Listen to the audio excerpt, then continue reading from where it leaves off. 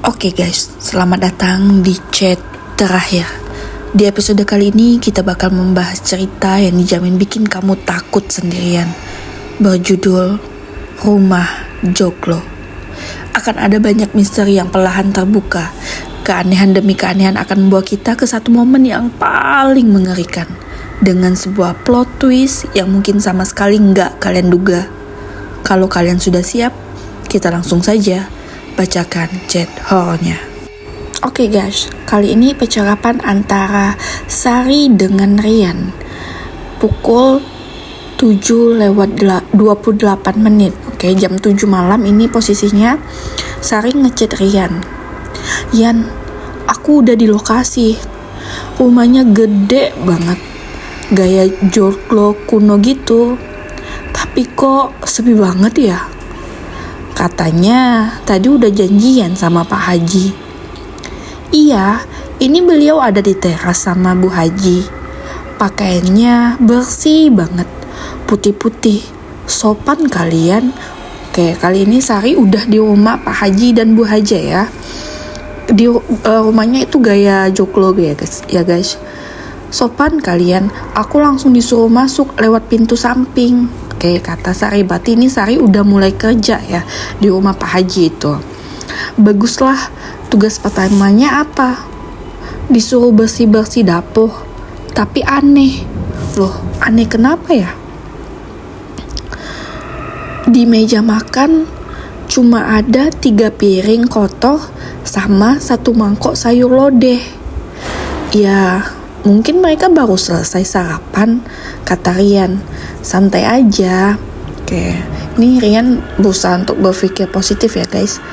Tapi Yan, lodehnya bau tanah, bukan bau santan basi. Oke, ini konteksnya gimana nih? Lodeh bau tanah, bukan bau santan basi. Seharusnya kalau misalnya udah nggak enak, baunya itu kayak santan basi ya guys. Tapi kok ini kenapa bau tanah? Oke, kita lanjutin lagi. Tapi bener-bener bau tanah kuburan. Aku baru mau cuci piringnya, tapi Bu Haja lewat di belakangku. Cepet banget. Gak ada suara langkah kakinya sama sekali. Yan, ini aneh. Aku barusan selesai cuci piring. Oke. Terus aku ke depan buat nyapu. Kemudian terus apa yang aneh? Pas aku balik ke dapur 5 menit kemudian, kenapa? Kata Rian. Iya, kenapa ya? Kenapa aneh? Piringnya ada lagi. Loh, kok bisa? Ini mungkin Sari lupa kali ya nyuci piringnya. 3 piring kotor dan 1 mangkok lodeh. Loh, ini sama kayak yang sebelum Sari cuci piring tadi kan ya guys. 3 piring kotor dan 1 mangkok lodeh. Posisinya sama persis kayak tadi sebelum aku cuci. Kamu lupa kali. Masa ada lagi? Iya ya, masa ada lagi? Seharusnya kalau udah dicuci udah dong beres. Nggak mungkin lupa Yan. Tangan aku aja masih basah bekas sabun. Aku cuci lagi piringnya. Terus aku tungguin. Pas aku kedip, tiba-tiba piring yang udah bersih di rak pindah lagi ke meja dalam keadaan kotor. Loh, kok bisa? Kok bisa piring yang udah dicuci kemudian pindah lagi posisinya sama? Dan 3 piring kotor, 1 sayur lodeh. Aku merinding parah, kata Sari. Sar, keluar dulu deh. Coba cari alasan buat keluar sebentar. Iya, betul. Ini udah nggak masuk akal sih. Kayak udah piringnya udah dicuci, tapi ada lagi gitu. Kayak seolah-olah belum dicuci. Nggak bisa. Pintunya dikunci dari luar. Pak Haji yang kuncinya. Katanya biar aku fokus. Loh, kok gitu, kok sampai dikunci ya guys? Barusan aku nanya warga sekitar Jalan Mawar. Mereka bilang rumah joglo nomor 44 itu udah kosong 3 tahun sejak Pak Haji sama Bu Haji kecelakaan. Loh, 3 tahun yang lalu Pak Haji dan Bu Haji kecelakaan, terus yang nyambut Sari itu siapa? Jangan bercanda, Yan. Tadi pagi aku salim sama mereka. Tangannya dingin banget, kayak es. Tapi mereka ada. Warga bilang mereka sering lihat orang asing masuk ke sana, tapi nggak pernah lihat orang itu keluar lagi. Oh my god, jadi yang masuk ke sana itu udah nggak bisa keluar lagi. Selamanya ada di rumah joglo itu, guys. Sah, dengerin aku, kamu harus sembunyi. Yan, aku dengar suara dari kamar utama, suara orang lagi makan, tapi suaranya kayak tulang yang dikunyah. Krek. Sari lari ke jendela, pecahin.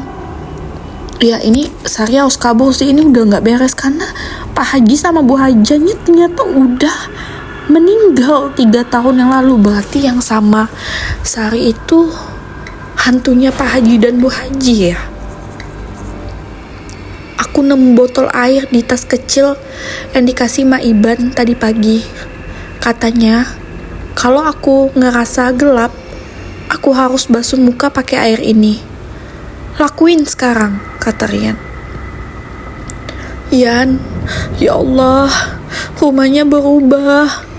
Dindingnya nggak ada cat. Isinya cuma kayu lapuk sama sarang laba-laba. Dan Yan, piring yang aku cuci tadi itu bukan piring. Terus kalau itu bukan piring apa? Apa itu? Kata Rian. Itu pecahan tempurung kepala. Oh my god, itu pecahan tempurung kepala manusia. Banyak banget di wastafel. Dan lode itu isinya ulat sama tanah busuk. Oh my god, jadi orang-orang yang masuk ke situ terus mati, kemudian jadi kayak piring gitu ya guys. Makanya banyak tempurung kepala, banyak tempurung kepala. Aku mau muntah. Aku lihat Pak Haji sama Bu Haji berdiri di pojok ruangan. Mereka nggak pakai baju koko lagi. Mereka dibungkus kain kafan yang udah coklat penuh tanah. Wajahnya cuma lubang hitam. Aku udah di depan rumahnya sama polisi. Kita lagi dobrak. Kamu di mana? Kata Rian. Berarti ini Rian sama polisi udah di depan rumah joglo itu ya guys ya, untuk nyelamatin Sari. Aku di kolong meja makan, Yan. Mereka mendekat. Mereka bilang, "Nduk, kerjamu bagus. Sekarang waktunya kamu jadi piring kami selanjutnya." Kami udah di dalam, Sar. Tapi rumahnya kosong. Gak ada siapa-siapa. Aku lihat kamu, Yan. Kamu di depan meja makan. Aku di bawah sini. Cepet tolongin aku. Sar, aku berdiri di depan meja makan. Tapi di bawah meja ini kosong. Gak ada siapa-siapa. Cuma ada HP lama yang layarnya pecah di lantai. Oke, berarti Rian ini nggak bisa ngelihat Sari ya, tapi Sari bisa ngelihat Rian. Yan, kok kamu nggak lihat aku? Aku di depanmu. Aku lagi pegang kakimu sekarang. Loh, kok bisa Rian nggak lihat Sari ya? Apa jangan-jangan Sari udah mati? Nggak ada siapa-siapa, Sar. Majikan bilang kalau kamu nggak bisa lihat aku, berarti kerjaan aku udah selesai. Yan, lodenya enak. Kamu mau coba? Oh